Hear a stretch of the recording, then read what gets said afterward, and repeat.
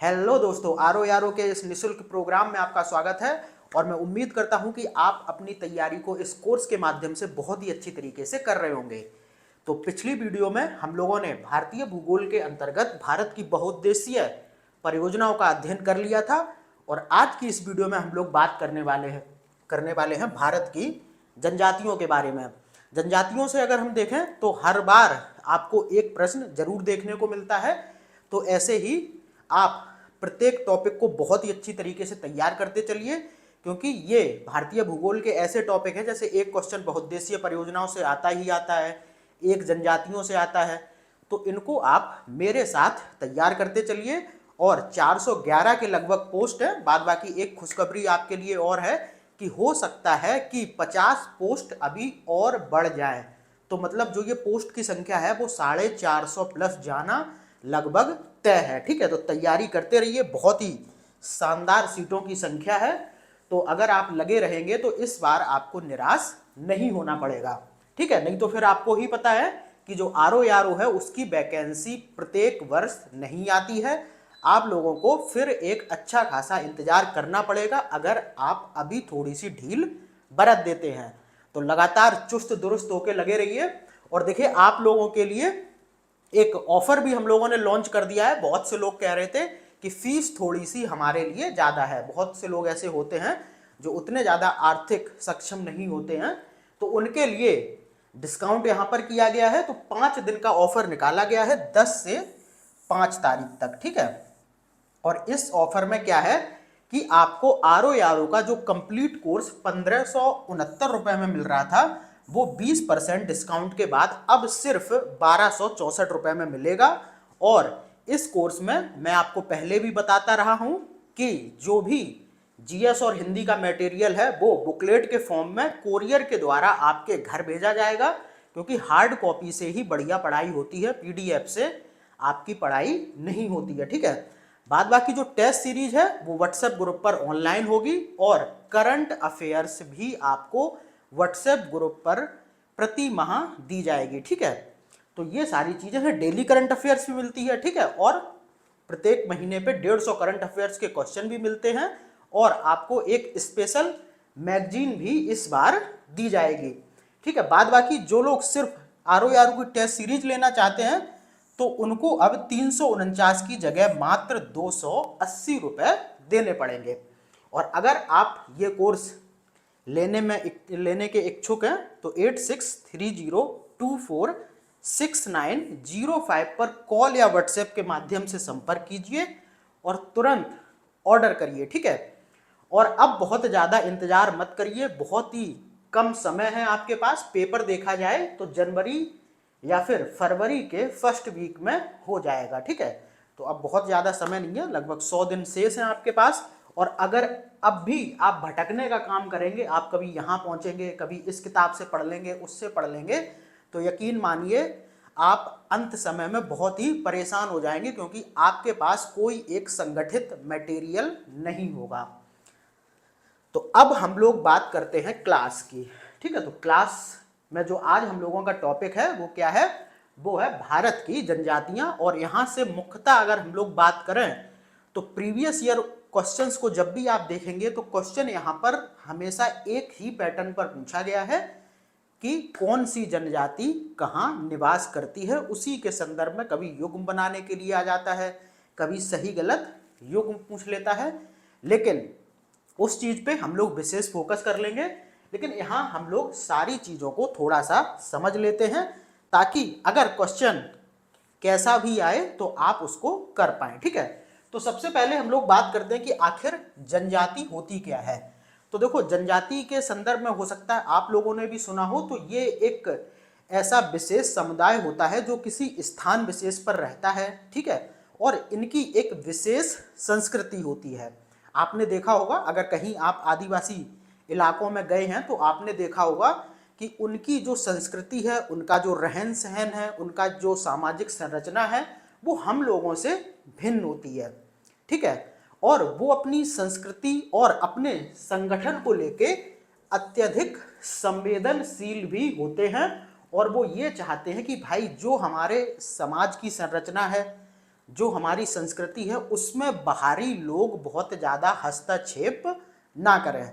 तो ये होती है जनजाति किसी स्थान विशेष पर, ठीक है, जो अपनी संस्कृति के साथ बंधे हुए हैं और जो अपने संस्कृति को लेकर अत्यधिक संवेदनशील हैं, वे ही जनजाति होती है। बाद बाकी इनकी कोई विशेष परिभाषा नहीं है, ना ही संविधान में दी गई है। अगर हम लोग संविधान के हिसाब से थोड़ा सा देख लें तो अनुसूचित जनजाति उन समुदायों को कहा गया है जो अनुच्छेद 342 के तहत अधिसूचित किए गए हैं। तो यानी कि इनकी कोई विशेष परिभाषा ना होकर संविधान में इतना कहा गया है कि अनुसूचित जनजाति उन समुदायों को कहा जाता है जो कि अनुच्छेद 342 के तहत अधिसूचित किए गए हैं। तो यहाँ पर जो आपको याद रखना है वो क्या रखना है, वो रखना है कि अनुच्छेद 342 के तहत अनुसूचित जनजातियों को अधिसूचित किया जाता है, ठीक है। उसके बाद यहाँ पर आप लोग देखो, भारतीय संविधान अनुसूचित जनजाति को परिभाषित नहीं करता है, ये मैंने पहले भी बता दिया। इनकी कोई विशेष परिभाषा नहीं है, बस इनको अनुच्छेद 342 के तहत संविधान में अधिसूचित किया गया है। तो उसी अनुच्छेद 342 में जो लोग अधिसूचित हैं उन्हीं को हम जनजाति या फिर आदिवासी कह देते हैं। अब देखो, जो अनुच्छेद 342 के तहत किसी जनजाति को उस अनुच्छेद में अनुसूचित किया जाता है, उसका अधिकार किसके पास है? तो यहाँ पर देखो, किसी भी जनजाति समूह को अधिसूचित या घोषित करने का अधिकार राष्ट्रपति को होता है, ठीक है। तो कौन किसी जनजाति को घोषित कर सकता है या फिर संविधान के अनुच्छेद 342 में क्या कर सकता है, अधिसूचित या फिर घोषित? तो वो है पावर किसके पास, वो है राष्ट्रपति के पास। तो राष्ट्रपति यहां से याद रखना और आप लोग याद रखना अनुच्छेद 342। उसके बाद देखो, अनुसूचित जनजातियों के अंतर्गत किसी भी जाति को शामिल करने के लिए क्या मानक हैं, ठीक है। तो हम अब उन मानकों की थोड़ी सी चर्चा कर लेते हैं कि अगर किसी समुदाय या फिर किसी वर्ग को हमें जनजाति के रूप में वर्गीकृत करना है तो उसके लिए कौन कौन से मानक हो सकते हैं। तो देखो, भौगोलिक पिछड़ापन, एक भौगोलिक पिछड़ापन यानी कि वो किसी एक ऐसी स्थान विशेष से संबंधित हो जो कि आज के दौर में पिछड़ा हुआ है। दूसरा, विशिष्ट संस्कृति यानी उनका जो कल्चर है वो कोई एक स्पेशल कल्चर को फॉलो करते हो, ठीक है। तीसरा, संकुचित स्वभाव। संकुचित स्वभाव का मतलब वो जो बाहरी अन्य लोग हैं उनसे बहुत ज्यादा संपर्क स्थापित ना करते हो और ना ही वो चाहते हो कोई हमारे मामले में भी हस्तक्षेप करे। तो ये हो गया संकुचित स्वभाव। उसके बाद, आदिम जाति के लक्षण। तो जो आदिम मानव थे उनके लक्षण अगर किसी विशेष वर्ग में स्थापित हैं, उपलब्ध है, तो उन्हें हम अनुसूचित जनजाति के अंतर्गत शामिल करने वाले मानकों में एक मानेंगे, ठीक है। उसके बाद पिछड़ापन, ठीक है, और वो पिछड़े हुए हों आर्थिक रूप से भी और जो टेक्नोलॉजी है उस रूप से भी। तो ये 5 ऐसे मानक हैं जिसके अंतर्गत यानी कि इनके अनुसार या इनको हम लोग मानक के रूप में प्रयोग करके अनुसूचित जातियों के अंतर्गत किसी भी जाति को शामिल कर सकते हैं, ठीक है। तो ये बात हो गई जनजाति क्या होती है और उनके लिए किन विशेष मानकों का प्रयोग होता है। उसके बाद देखो, आदिवासियों का मसीहा ठक्कर बापा को कहा जाता है। ये क्वेश्चन 50 बार पूछा गया है, ठीक है। तो आपको याद रखना है कि जो आदिवासियों का मसीहा है वो किसको कहा जाता है, वो कहा जाता है ठक्कर बापा को, ठीक है। इन्होंने ही सर्वप्रथम जनजातीय और आदिवासी शब्द का प्रयोग किया था। दोनों क्वेश्चन पूछे जा चुके हैं कि आदिवासियों का मसीहा किसे कहा जाता है, तो ठक्कर बापा को कहा जाता है। और इन्होंने, आपको ध्यान रखना है कि ठक्कर बापा ने ही सर्वप्रथम जनजातीय और आदिवासी शब्द का प्रयोग किया था। अब देखो यहाँ पर प्रॉब्लम क्या होती है कि आदिवासियों के मसीहा वाले क्वेश्चन में विकल्प आपको बहुत बार बिरसा मुंडा का देखने को मिलता है और बहुत से लोग जिन्हें ठक्कर बापा का नहीं पता होता तो वो फट से बिरसा मुंडा मार के चले आते हैं और उनका क्वेश्चन गलत हो जाता है। लेकिन आपको अब ध्यान रखना है कि आदिवासियों का मसीहा ठक्कर बापा को कहा जाता है। इन्होंने ही सर्वप्रथम जनजातीय और आदिवासी शब्द का प्रयोग किया था। अब हम लोग बढ़ते हैं आगे। तो हम लोग अब बहुत ही इस चैप्टर के इंपॉर्टेंट सेक्शन में प्रवेश कर रहे हैं, क्योंकि सबसे ज़्यादा क्वेश्चन यहीं से पूछे जाते हैं कि कौन सी जनजाति किस राज्य में निवास करती है। तो स्टार्टिंग हम लोग करते हैं जम्मू कश्मीर से, और फटाफट आप इसको याद करते चलिए मेरे साथ। बाद बाकी आप लोग रिपीट मोड पे अब क्लास देखना स्टार्ट कर दीजिए, और जो नोट्स आपके पास हैं उनको लगातार पढ़ते रहिए। और मेरी क्लास जब भी आप लें तो आपके सामने अनिवार्य रूप से नोट्स खुले हुए होने चाहिए, ठीक है। तो यहां पर देखिए, आप जम्मू कश्मीर की बात करें तो गुज्जर, चांगपा, गद्दी, बकरवाल और खस, ये 5 महत्वपूर्ण जनजातियां जम्मू कश्मीर में निवास करती हैं। कौन कौन सी? गुज्जर, चांगपा, गद्दी, बकरवाल, खस। इसमें चांगपा, गद्दी और बकरवाल के संदर्भ में बहुत बार क्वेश्चन पूछा जा चुका है। उसके बाद देखो, हम लोग बात करें हिमाचल प्रदेश की, तो यहाँ पर गद्दी, जद्दा, बकरवाला, किन्नौर और खस, ठीक है। तो ये देखो, खस हिमाचल प्रदेश और जम्मू कश्मीर में दोनों में पाई जाती हैं। यहाँ पर मैं एक चीज बता दूं कि ऐसा नहीं होता कि एक जनजाति सिर्फ एक ही राज्य में पाई जाएगी। हो सकता है वो जनजाति 2-3 राज्यों में भी निवास करती हो। अभी देखेंगे जब हम लोग बिहार, झारखंड की तरफ आएंगे तो वहां पर आप देखेंगे एक ही जनजाति बहुत से राज्यों में निवास कर रही है। तो हिमाचल प्रदेश में हो गई गद्दी, जद्दा, बक्करवाला, किन्नौर, खस। ये चीजें प्रॉपर रटने वाली हैं और इसमें किसी भी कॉन्सेप्ट की आपको जरूरत नहीं है, ठीक है। तो उसके बाद हम लोग बात करें राजस्थान की, तो यहाँ पर मीणा, गरसिया, भील, सहरिया और मंगानियार। मीणा, गरसिया और भील और सहरिया, इन चारों के संदर्भ में प्रश्न बन चुका है। उसके बाद देखो, मध्य प्रदेश की हम लोग बात करें तो कोल, भील, लंबाड़ी, बैगा और सहरिया। सहरिया मध्य प्रदेश में भी और राजस्थान में भी, ठीक है। तो ये याद रखना है, कोल, भील, बैगा और सहरिया के संदर्भ में लगातार प्रश्न बनते रहते हैं। उसके बाद देखो, छत्तीसगढ़ में भील, अगरिया, मुड़िया, सहरिया, गोंड, बैगा, कोरकू, अबू जमड़िया और भुंजिया, ये इतनी जनजातियां यहां पर पाई जाती हैं। अब देखो, भील छत्तीसगढ़ में भी और भील मध्य प्रदेश में भी। सहरिया छत्तीसगढ़, मध्य प्रदेश और राजस्थान, तीनों में। इस तरीके से भी आपको अपने दिमाग में रखना है, क्योंकि बहुत बार क्वेश्चन मिलान के लिए अगर ना पूछा गया तो आपसे पता है सीधा क्या पूछेगा कि सहरिया जनजाति निम्नलिखित में से किस राज्य में निवास नहीं करती है। एक नहीं लगाएगा और आपका कॉन्सेप्ट वहीं पर हल्का पड़ जाएगा। इसीलिए जब भी पढ़ें तो वहां पर अपनी पढ़ाई को विभिन्न, थोड़ा सा डायनेमिक करके पढ़ा करिए और उसके विभिन्न पहलुओं पर थोड़ा सा जरूर सोचा करिए कि यहाँ से अगर इस तरीके से पूछ लिया गया या फिर इस तरीके से पूछ लिया गया। इसी को थोड़ा सा हम लोग स्मार्ट स्टडी कहते हैं। चीज़ों को रटना नहीं है, आपको इस तरीके से तैयार करना है कि आयोग आपको कितना भी घुमाए तो आप घूमे ना, ठीक है। तो यहाँ पर अब हम लोग बात करते हैं झारखंड में। तो झारखंड में संथाल, मुंडा, गोंड, बिरहोर, हो, बैगा और कोरबा। अब देखो, बैगा झारखंड में भी और बैगा छत्तीसगढ़ में भी। उसके बाद देखो, गोंड की बात करें तो झारखंड में भी, छत्तीसगढ़ में भी, ठीक है। तो यहाँ पर देखा जाए तो सभी से क्वेश्चन लगभग पूछे गए हैं। संथाल से तो क्वेश्चन हमेशा ही आता है, मुंडा से भी, गोंड से भी। उसके बाद बिहार की बात करें तो गोंड, संथाल, थारू, थारू उत्तर प्रदेश में भी, थारू उत्तरांचल में, उत्तराखंड में भी। तो ये सारी चीजें आपको देखते हुए चलनी है। उरांव, खरबार, बिरहोर बहुत इंपॉर्टेंट, कोरबा, कोरा, कोल और हो, ये सारी बिहार की हो गई। अब पश्चिम बंगाल की बात करें तो भूमिज, लोधा और भूटिया।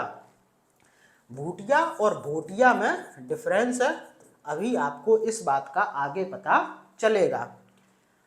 तो पश्चिम बंगाल में कौन है? भूटिया, लोधा और भूमिज। सिक्किम में देखो, लेपचा, भूटिया और लिंबू, ठीक है, ये बहुत इंपॉर्टेंट है, लेपचा। उसके बाद मेघालय में सबको पता है गारो, खासी, जयंतियां और बोडो। बोडो असम में भी निवास करती है, ठीक है। तो यहाँ पर एक चीज ध्यान रखना कि गारो, खासी और जो जयंतियां हैं वो मेघालय की पहाड़ियाँ भी हैं और जनजातियाँ भी हैं। उसी तरीके से अरुणाचल प्रदेश में भी हैं। आपने पढ़ ही लिया है मेरे साथ, डफला, मिरी, आबोर और मिसमी। ये क्या है? ये अरुणाचल प्रदेश की जनजातियों और पहाड़ियों के एक ही नाम है। उसके बाद असम में देखें तो बोडो असम में भी और बोडो मेघालय में भी। उसके बाद कार्बी और रेंगमा, ठीक है, रेंगमा यहाँ पर पहाड़ी का भी नाम है। असम में कौन कौन सी 2 पहाड़ियाँ हैं? कमेंट करिए, नहीं तो फिर मैं ही बता देता हूँ। मिकिर और रेंगमा, उसी में से रेंगमा एक जनजाति भी है। उत्तर प्रदेश की जनजातियाँ आपने ऑलरेडी पढ़ी हुई हैं, वहाँ यहाँ पर कुछ इंपॉर्टेंट दी गई हैं। जौनसारी, थारू, गोंड, सहरिया, खरवार, बुक्सा और पतरी। आगे बढ़े हम लोग तो उत्तराखंड की बात करें तो जौनसार, थारू, बुक्सा, भोटिया, राजी और खस। तो ये देखो आ गया भोटिया, और जो वहां पर था पश्चिम बंगाल में वो था भूटिया, और उत्तराखंड में भोटिया। ठीक है, ये चीज आपको ध्यान रखनी है, भोटिया और भूटिया। उसके बाद उड़ीसा की बात करें तो डोंगरिया कोंद, बहुत बार पूछा जा चुका है, बोंडा और केरिया। उसके बाद गुजरात की बात करें तो कोली, बंजारा, डाफर, मुरिया, भील, भील देखो यहाँ भी पाए जाते हैं, बरदा और डबरा। उसके बाद महाराष्ट्र की बात करें तो कोली, बंजारा, जो गुजरात में कोली, बंजारा, भील थे वही यहाँ पर भी पाए जाते हैं। उसके बाद आंध्र प्रदेश में चेंचू, ये बहुत बार पूछी जा चुकी है, लंबाड़ा और बंजारा। उसके बाद तमिलनाडु की बात करें तो टोडा, बड़गा और पालियान। तो टोडा के संबंध में तो अनगिनत बार क्वेश्चन पूछा जा चुका है, और पालियान के संदर्भ में भी प्रश्न बन चुका है। केरल की बात करें तो मोपला, नायर, कारद, चेंचू और पालियान। तो यहाँ पर मोपला के संदर्भ में बहुत बार क्वेश्चन बन चुका है। बाद बाकी आप जब आधुनिक इतिहास पढ़ते होंगे तब भी आपने मोपला विद्रोह के संदर्भ में जरूर पढ़ा होगा। तो वो यही जनजाति है, कौन सी? मोपला। कहाँ पर? केरल में। बाद बाकी नायर, कारद, चेंचू और पालियान। उसके बाद देखो हम लोग बात करते हैं आगे कर्नाटक की। तो कर्नाटक में कौन कौन है? भारती, थेरावा और वर्ली। ठीक है। नागालैंड की बात करें तो नागा, कोन्यक, अंगामी और रेंगमा। रेंगमा देखो असम में भी और नागालैंड में भी। नागा, कोन्यक और अंगामी, ये तीनों जनजातियां विभिन्न परीक्षाओं में बहुत बार पूछी गई हैं, तो इस पे भी अपना विशेष फोकस कीजिए। बाद बाकी कुकी और मैतेई। अब देखो कुकी और मैतेई के संदर्भ में प्रश्न बन सकता है, ठीक है, क्योंकि अभी आपने मणिपुर में बहुत सारी विद्रोहों की घटना देखी होगी।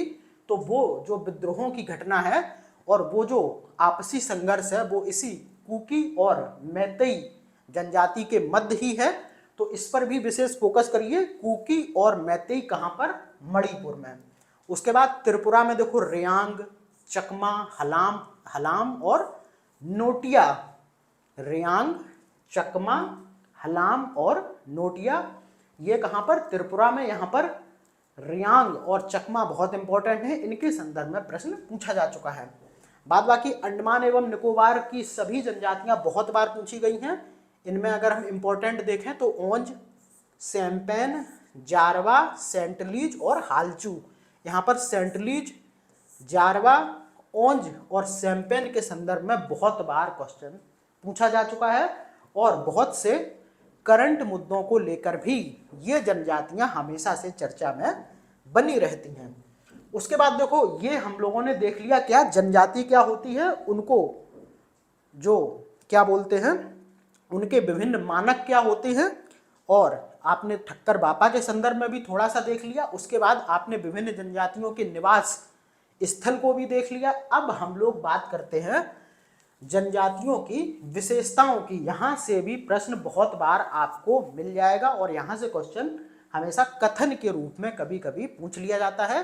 तो कुछ ऐसी जनजातियां हैं जिनके की कुछ विशेषताएं होती हैं, कुछ विशेष लक्षण होते हैं, कुछ विशेष उनका सामाजिक परिदृश्य होता है। तो उनको थोड़ा सा हम लोग यहाँ पर देख लेते हैं। तो सबसे पहले हम लोग बात करते हैं भील की। भील आपको पता होना चाहिए कि यह भारत की सबसे बड़ी जनजाति है, ठीक है, यानी कि इसकी जनसंख्या, इस जनजाति की जनसंख्या भारत में सबसे ज्यादा है। उसके बाद देखो भील जनजाति के लोगों के रीति रिवाज राजपूतों की तरह होते हैं और ये लोग भीली भाषा का प्रयोग करते हैं। तो पहली बात, भारत की सबसे बड़ी जनजाति कौन हो गई? भील। इनका रीति रिवाज कैसा होता है? राजपूतों की तरीके से, और ये लोग भीली भाषा का प्रयोग करते हैं। उसके बाद देखो गोंड की हम लोग बात करें तो ये भारत की दूसरी सबसे बड़ी जनजाति है। तो पहली हो गई भील और दूसरी हो गई गोंड। उसके बाद देखो जो गोंड जनजाति है वो भूत प्रेत और जादू टोने में अत्यधिक विश्वास करती है। ठीक है, तो अब यहीं पर इनकी कुछ विशेषताएं यही हो गई कि जो गोंड जनजाति है वो भूत प्रेत और जादू टोने में अत्यधिक विश्वास करती है। बाद बाकी भारत की दूसरी सबसे बड़ी जनजाति कौन है? गोंड। उसके बाद देखो संथाल बहुत ही इंपॉर्टेंट है और ये क्वेश्चन यूपीएससी पूछ चुका है। संथाल प्रायः नाटे कद के होते हैं, इनकी नाक चौड़ी तथा चपटी होती है, ये प्रोटो ऑस्ट्रेलियाड प्रजाति से संबंधित हैं। तो क्वेश्चन यहाँ पर ऐसे पूछ लिया गया था कि निम्नलिखित में से कौन प्रायः नाटे कद के होते हैं और इनकी नाक चौड़ी और चपटी होती है और ये प्रोटो ऑस्ट्रेलियाड प्रजाति से संबंधित होते हैं। तो कौन? संथाल। अच्छा, प्रजाति क्या होती है अभी इसको हम लोग आगे देख लेंगे। बाद बाकी आप तो इतने समझदार हैं, प्रजातियां आपको पता होंगी। जैसे विभिन्न जीव जंतुओं की प्रजातियां होती हैं उसी प्रकार से मानव की भी प्रजाति होती है। यानी कि जिस मानव की शारीरिक संरचना एक तरीके की हो, ठीक है, तो वो एक प्रजाति हो गई। तो यहाँ पर प्रजाति का मतलब उसी से है। ठीक है, अब देखो संथालों की लिपि ओल चिकी होती है, बहुत ही इंपॉर्टेंट है, इसको आप लोग फटाफट मार्क कर लीजिए कि संथालों की जो लिपि होती है वो कौन सी होती है? ओल चिकी। ठीक है, ये क्वेश्चन पूछा गया है। संथालों में विवाह को बापला या फिर बुपला कहा जाता है। तो संथालों में विवाह को क्या कहा जाता है? बापला या फिर बुपला। संथाल गांव का प्रधान क्या कहलाता है? माझी। तो माझी के संदर्भ में आपने बहुत से लोगों को सुना होगा, जैसे कि जीतन राम माझी। तो माझी वही है, संथाल लोग होते हैं। तो संथाल गांव का जो प्रधान है मूलतः उसे ही हम माझी के नाम से जानते हैं। उसके बाद बात करते हैं हम लोग किसकी? मुंडा जनजाति की। तो इस जनजाति का प्रमुख क्षेत्र झारखंड छोटा नागपुर पठार है। तो अब देखो क्वेश्चन ऐसे पूछा जाता है कि छोटा नागपुर पठार पर रहने वाली प्रमुख जनजाति कौन है, या पर वहां पर निवास करने वाली मुख्य जनजाति कौन सी है छोटा नागपुर पठार पर रहने वाली? तो वो है मुंडा। आगे देखते हैं। मुंडा लोगों का मुख्य त्योहार सरहुल है। बिल्कुल टिक कर लीजिए, बहुत ही इंपॉर्टेंट है। सरहुल त्योहार के बारे में बहुत बार क्वेश्चन पूछा जा चुका है। तो सरहुल जो त्योहार है वो मुंडा जनजाति के द्वारा मनाया जाता है। और कब मनाया जाता है? तो चैत्र मास में बसंत आगमन यानी कि मार्च अप्रैल में मनाया जाता है। और किस माह में? चैत्र मास में। अगर हिंदू कैलेंडर के हिसाब से देखें तो चैत्र माह, और ग्रेगोरियन कैलेंडर के हिसाब से देखें तो अप्रैल मार्च। उसके बाद देखो ये क्वेश्चन भी पूछा जा चुका है, मुंडा जनजाति में जाग टोपा अनुसंधान प्रचलित है। तो किस जनजाति में जांग टोपा अनुसंधान प्रचलित है? तो वो है मुंडा जनजाति में। उसके बाद उराव जनजाति कुड़ुक बोली बोलती है।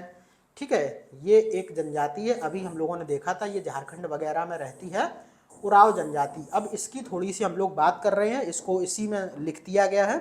तो उराव जनजाति कुड़ुक बोली बोलती है, इसको थोड़ा सा देख लीजिए आप लोग। ये कुड़ुक बोली बोलती है। कुड़ुक द्रविड़ परिवार की बोली है।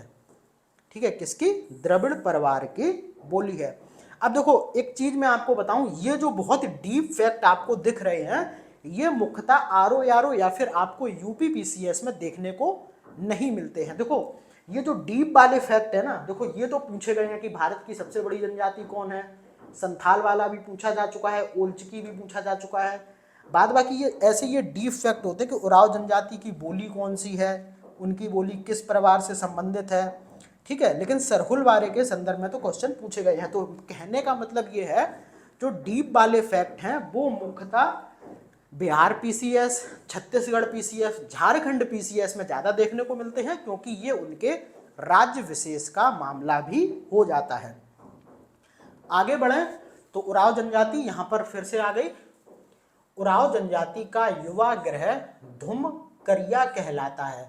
युवा ग्रह वो होता है जहाँ पर युवक और युवतियाँ सह शिक्षा प्राप्त करते हैं और ये गुरुकुल की तरीके से होता है। इसमें सिर्फ अविवाहित सदस्य होते हैं। तो गुरुकुल की तरीके से इनके जो विद्यालय होते हैं उनको क्या कहते हैं? घुमकरिया। ठीक है, उरांव जनजाति के, ये ध्यान रखना है। उसके बाद थारू की हम लोग बात करें तो यह हिंदू धर्म को मानती है।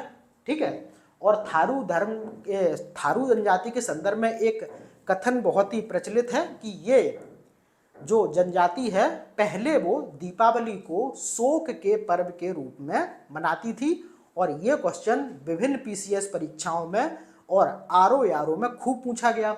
लेकिन अब आपको ध्यान रखना है कि ये जो थारू जनजाति है पहले तो ये दीपावली को शोक पर्व के रूप में मनाती थी, लेकिन वर्तमान में शोक पर्व के रूप में नहीं मनाती है। ठीक है, पहले मनाती थी, अब नहीं मनाती है। उत्तराखंड में निवास करने वाली सबसे बड़ी जनजाति थारू है। उसके बाद जौनसारी का स्थान है।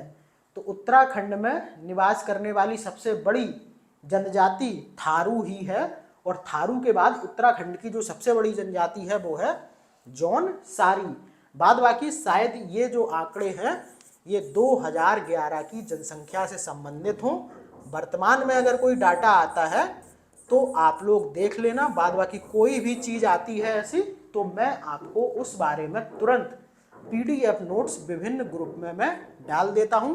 अच्छा, आप लोगों से एक चीज़ और कहनी है, टेलीग्राम पर भाई जरूर जुड़िए ताकि आपको सारी क्लासेस के लिंक और जो भी परीक्षा से संबंधित महत्वपूर्ण जानकारी है वो मिल सके। तो और टेलीग्राम का जो लिंक है आपको इस वीडियो के डिस्क्रिप्शन बॉक्स में भी मिल जाएगा। भूटिया जनजाति की बात करें तो ये जनजाति ऋतु प्रवास हेतु प्रसिद्ध है और ये क्वेश्चन पूछा गया है कि निम्नलिखित में से कौन सी जनजाति ऋतु प्रवास करती है या फिर ऋतु प्रवास हेतु प्रसिद्ध है, तो वो है भूटिया। उसके बाद देखो टोडा जनजाति, तो ये नीलगिरी पहाड़ियों पर निवास करने वाली पशुपालक जनजाति है। टोडा, नायर तथा जौनसारी जनजातियों में बहुपति विवाह प्रचलित है। तो सबसे पहले ये क्वेश्चन बहुत बार पूछा जाता है कि नीलगिरी पहाड़ियों पर निवास करने वाली प्रमुख जनजाति कौन है, तो वो है टोडा।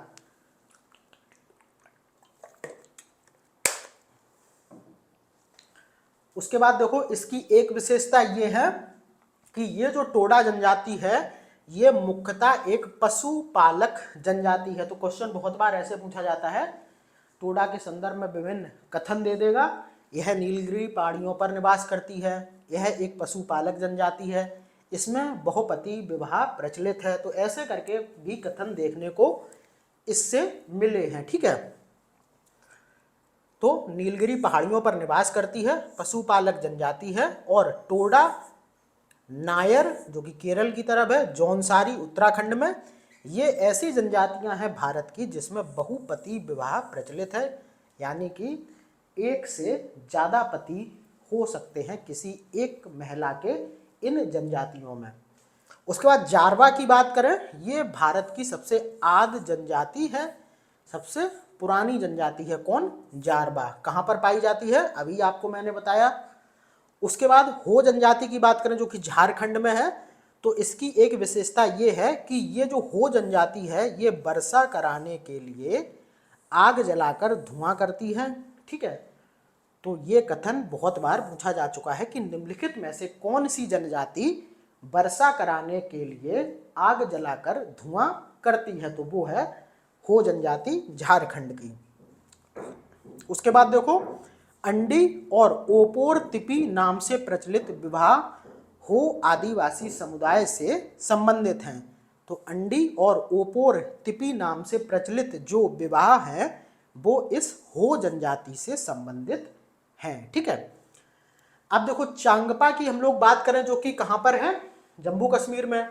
तो चांगपा जनजाति पश्मीना बकरियों का पालन करती है। पश्मीना की साल आपने बहुत सुनी होगी, पश्मीना की सालों को जीआई टैग भी दिया गया है।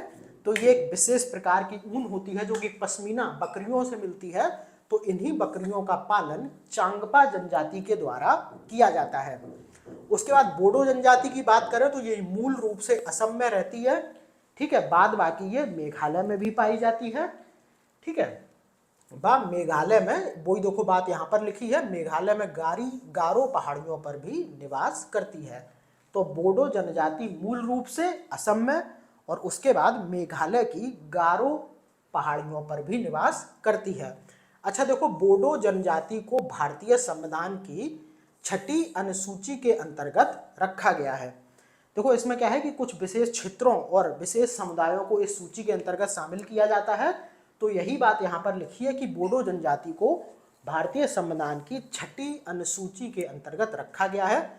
बाद बाकी इस 6ठी अनुसूची में क्या विशेष है, ये हम लोग जब पॉलिटी की क्लास को करेंगे तब इस चीज को समझेंगे।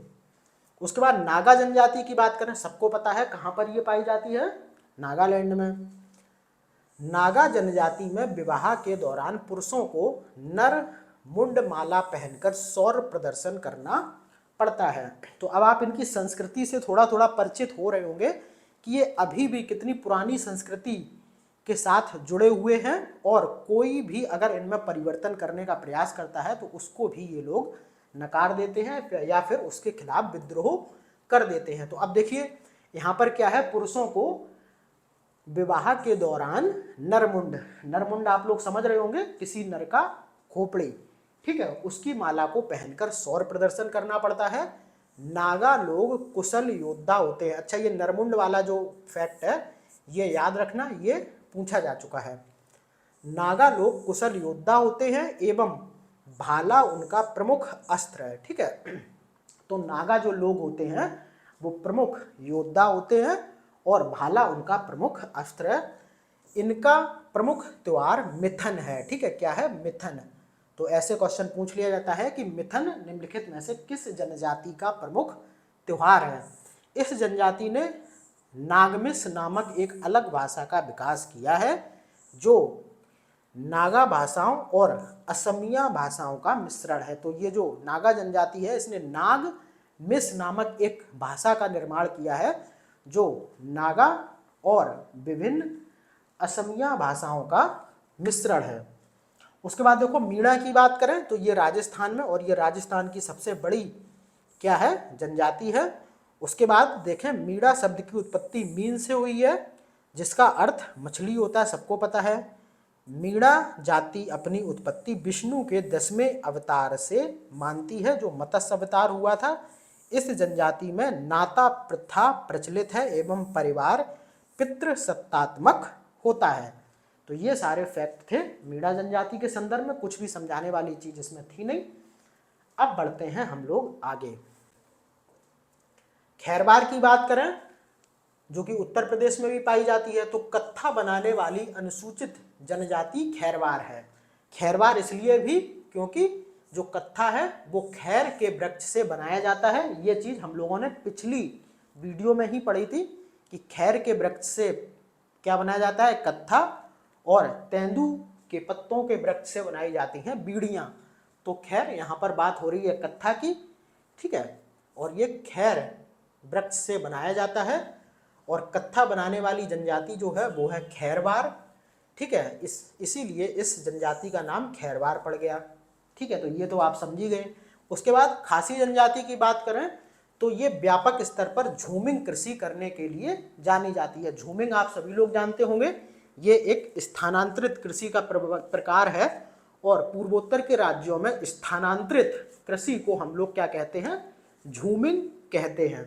तो जब हम लोग कृषि और प्रौद्योगिकी को पढ़ेंगे तो उसमें हम लोग स्थानांतरित कृषि को अच्छी तरीके से कवर करेंगे और देखेंगे कि विभिन्न राज्यों में स्थानांतरित कृषि के क्या क्या नाम हैं और ये किस तरीके से की जाती है।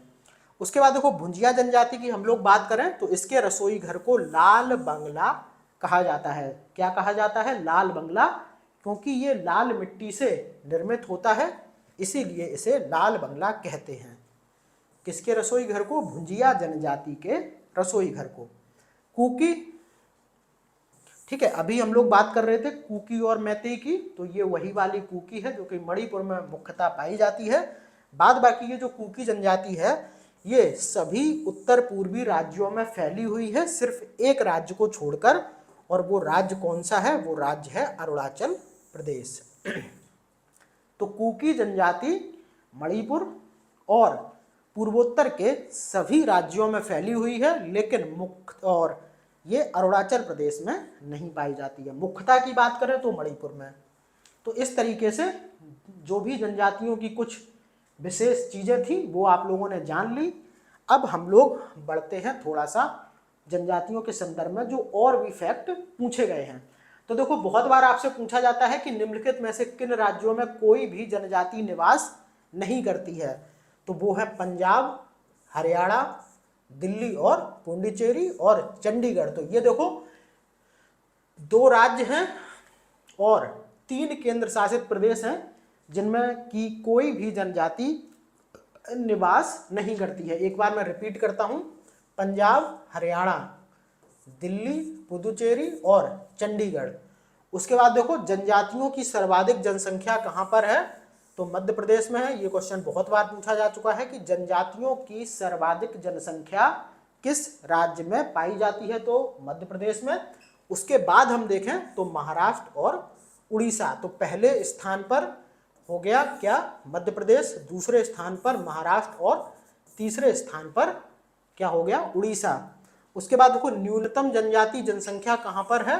गोवा में है। उसके बाद उत्तर प्रदेश का स्थान आता है। तो सर्वाधिक जनजाति जनसंख्या मध्य प्रदेश, सबसे कम गोवा, और सबसे कम जनजाति जनसंख्या के मामले में पूरे भारत में उत्तर प्रदेश का स्थान भी दूसरा है। उसके बाद देखो जनजातियों की सर्वाधिक प्रतिशत जनसंख्या मिजोरम में है। ठीक है, जब प्रतिशत लगा हो तो वहां पर मतलब ये हो जाता कि वहां की कुल जनसंख्या में से कितने प्रतिशत जनसंख्या जनजातीय है। ठीक है, तो मिजोरम की कुल जनसंख्या में 64% लोग कैसे हैं? जनजातीय समूह से बिलोंग करते हैं। लेकिन मध्य प्रदेश में आपको ध्यान रखना, अब ये 94% से आप लोग कंफ्यूज हो रहे होंगे। तो मतलब इसका ये होता, जब प्रतिशत पूछा जाए तो जैसे वहाँ पे 100 लोग रह रहे हैं उनमें से 94 कैसे हो गए? जनजाति वाले हो गए। अच्छा, मध्य प्रदेश में बात हो रही है कि सर्वाधिक जनसंख्या, आप जैसे मान के चलिए पूरे भारत में जनजातियों की जनसंख्या मान के चलिए 10 करोड़ है, तो 10 करोड़ में से लगभग 4 से 5 करोड़ लोग सिर्फ मध्य प्रदेश में हैं। इस तरीके से आप इसको समझा करिए। ठीक है, तथा केंद्र शासित प्रदेश लक्षद्वीप है। तो ठीक है, सबसे ज्यादा जनसंख्या प्रतिशत जनजातियों का मिजोरम में 94%, और उसके बाद स्थान आता है किसका? लक्षद्वीप का। आगे बढ़ते हैं। तो जैसा कि हम लोग अभी थोड़ी देर पहले पढ़ा था, तो संदर्भ आया था प्रोटो ऑस्ट्रेलियाड का। तो अब हम लोग देख लेते हैं कि आखिर ये जो नीग्रो हुई, नीग्रोटो हुई, मंगोलियाड हुई, ये क्या है? तो ये प्रमुख प्रजातियां हैं। तो देखो, मानव के ये एक ऐसे वर्ग को इंगित करती हैं या फिर उनकी तरफ इशारा करती हैं जिनके सदस्यों की शारीरिक रचना एक जैसी होती है। तो आपने विभिन्न जीव जंतुओं की प्रजातियां भी देखी होंगी। तो जैसे बंदर की हम लोग बात कर लें तो कोई बंदर कैसा भी होता है, किसी की शारीरिक संरचना कैसी होती है। ठीक है, तो वो क्या होती हैं? वो उनकी प्रजातियां होती हैं। ऐसे ही आप जब मानवों में देखेंगे तो जैसे आप अपने पूर्वोत्तर की तरफ जाइए तो उनकी आंखें कुछ अंदर धसी हुई होती हैं, उनका कद छोटा होता है। ठीक है, उनका सिर थोड़ा सा बड़ा होता है, नाक चपटी होती है। ठीक है, उसके बाद जैसे आप अफ्रीका की तरफ देखेंगे तो वहाँ पर लोग लंबे होते हैं, काले होते हैं। तो इस तरीके से ये मानव की विभिन्न प्रजातियां हैं। भारत के संदर्भ में भूगोलवेताओं का मानना है, क्या मानना है? कि भारत में आने वाली सबसे पहली प्रजाति कौन थी? नीग्रो, जिसे कि नीग्रोटो भी बोलते हैं, वो थी। तो भारत में आने वाली पहली प्रजाति नीग्रो थी। इसके बाद क्रमशः प्रोटो ऑस्ट्रेलियाड और भूमध्य सागरीय प्रजातियों का आगमन हुआ है। और सबसे अंत में कौन आई है? तो वो आई है नॉर्डिक। इनके संदर्भ में क्वेश्चन नहीं पूछा जाता, बहुत ज़्यादा परेशान होने की ज़रूरत नहीं है। यहाँ से बस एक चीज़ जरूर देख लीजिए कि कि जो प्रजातियों के 5 प्रकार हैं उनमें से भारत में किसका विस्तार कहाँ कहाँ पर है। थोड़ा सा इसको हम लोग देख लेते हैं। तो नीग्रो या निग्रोटो की बात करें तो ये अंडमान निकोबार, मध्य प्रदेश, केरल, छत्तीसगढ़, महाराष्ट्र, कर्नाटक, आंध्र प्रदेश और तमिलनाडु। प्रोटो ऑस्ट्रेलियाड की बात करें तो ये मध्य एवं दक्षिण भारत के जंगलों तथा पहाड़ों में। उसके बाद मंगोलियाड की बात करें, लद्दाख, सिक्किम, अरुणाचल प्रदेश, ठीक है, ये वहीं भारत के सबसे उत्तरी क्षेत्रों में। उसके बाद देखो भूमध्य सागरीय की बात करें तो पंजाब, सिंध, राजस्थान, पश्चिमी उत्तर प्रदेश और दक्षिण भारत। उसके बाद नॉर्डिक की बात करें तो पंजाब, हरियाणा और राजस्थान। ये हो गई भारत में पाई जाने वाली विभिन्न प्रजातियां और इनके क्षेत्र को भी देखा, बाद बाकी मानव प्रजातियां क्या होती हैं उनको भी समझा।